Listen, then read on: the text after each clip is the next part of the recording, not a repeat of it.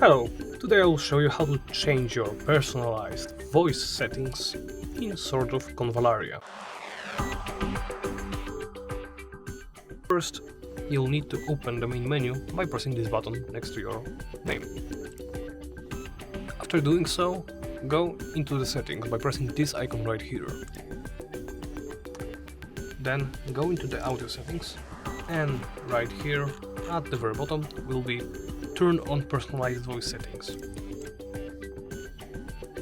Thanks to this you can set a personalized voice for when your characters are in battle, in conversation, and many other things. Right here you can also reset the personalized voice. And that's it. Thank you for watching, and please remember to comment, like and subscribe.